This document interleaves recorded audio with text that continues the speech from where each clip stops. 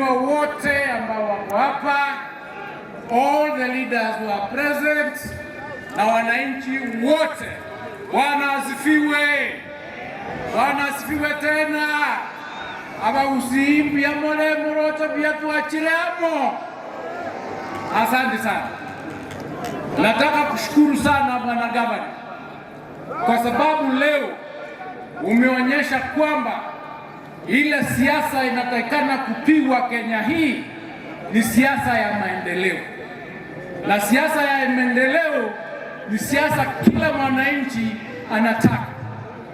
Hizi tractors ambao umeleta hapa ni tractors zitaenda katika constituency zetu zote na zitasaidia wananchi kwa kufungua mabarabara. Hiyo ndio tunataka, na mtu akifanya maendeleo apewe nafasi amalize ule mkati wake na apewe hata mwingine.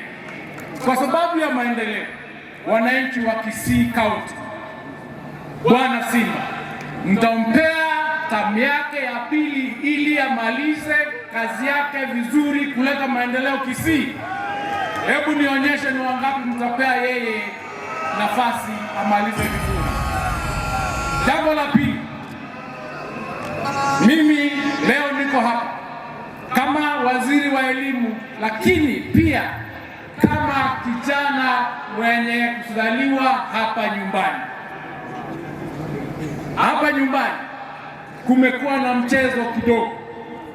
Tumeanza kuleta wale watu ambao wanapiga siasa ile ya national politics, wanatafuta viti lakini kwa siasa ya misingi ya kikabila.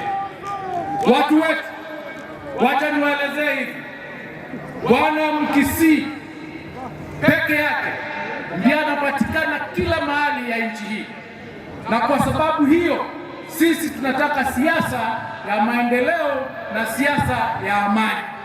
Kwa sababu gani? In 2007, the people who suffered most in this country are the people from Kisii because of politics of tribalism. Some of them have not even been able to go back to their lands that they left behind. We shall therefore not allow anybody running for national office to run on our blood, to run on the